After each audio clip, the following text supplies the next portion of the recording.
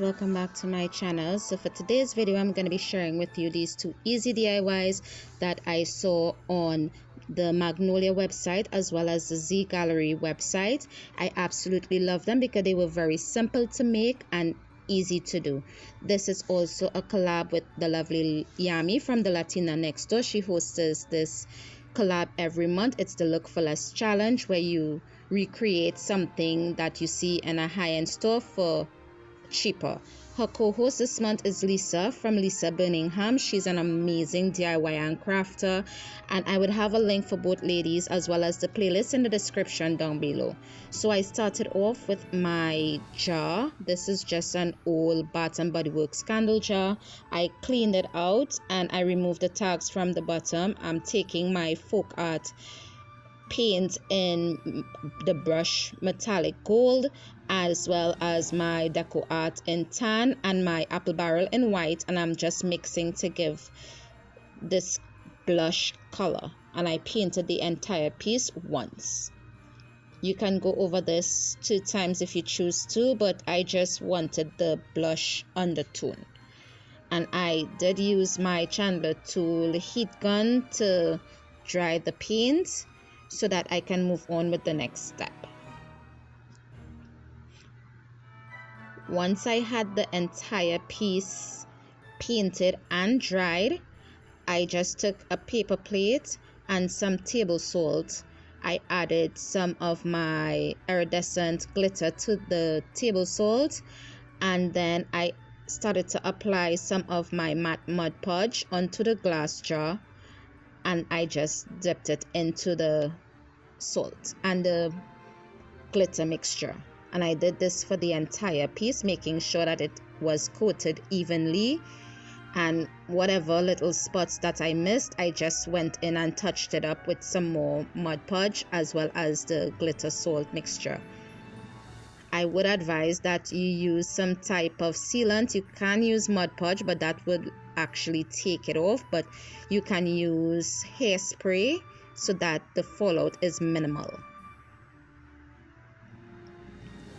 So the piece that I actually saw that I got the inspiration to make this was on Magnolia, and it was pretty pricey. It was at $40, and I made this for free because I had everything already.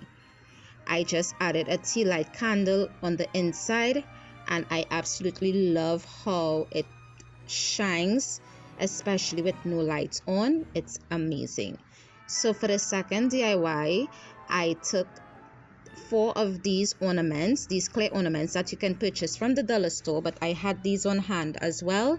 I'm also taking my gold glitter as well as the iridescent glitter that I used in the previous DIY. This is more of a champagne gold glitter rather than a true gold, and they had 2 different styles of these ornaments. It's just glittered ornaments, but these DIYs is really for my daughter's room for her Christmas tree, and she loves everything bling and glitter.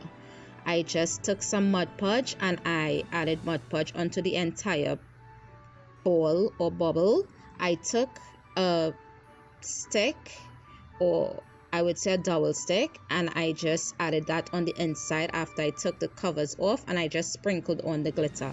I did let it dry and went back in with another coat of Mod Podge and added just the gold only because I didn't like the colors scheme with the both colors. I was not getting that bright gold that I wanted.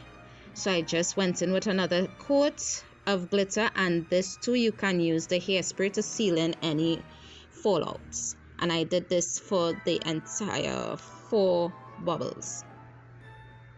I'm just repeating the second one here to show you exactly what I did. You can actually dip this into the glitter, but I found it easier just to sprinkle it on. I saw this inspiration on the Z Gallery website, and they were very expensive for just 4 of these glittered ornaments. And I know you can find glittered ornaments anywhere, but for some reason those just look super amazing and super gorgeous.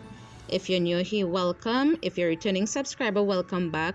Feel free to hit that red subscribe button if you haven't already, and also the notification bell so be notified every time I upload a video. I did remove the covers and painted that with the brushed gold metal paint from Folk Art, and I also gave that 2 coats, letting it dry in between each coat. I did remove the strings as well because it made it look a little cheap, and I added my own touch with somewhat of a cotton twine or cotton string so that it gives it a more high-end look rather than using the existing string. And then once everything was dried, I just put everything back together. I absolutely love how these 2 DIYs turned out. Even though they were very simple and very easy to make, they were actually free. You do have options of what you can use as the hanger. You can use embroidery floss, you can use sequins, you can use whatever it is you have on hand. But I just loved how the twine looks with the gold and the gold cap. It do give it that different type of texture that I was looking for.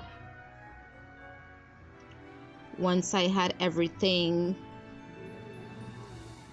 come together, I just placed the cover back onto the cap back onto the ornament, and that was it for this DIY. Super simple, super easy to do.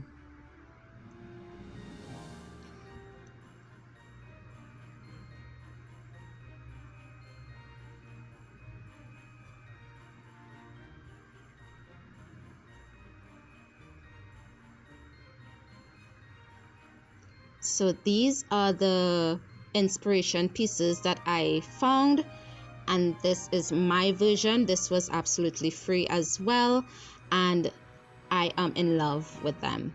And this is how the votive looks, all lighted up with no lights on. It's really gorgeous, and that wintry type of flavor.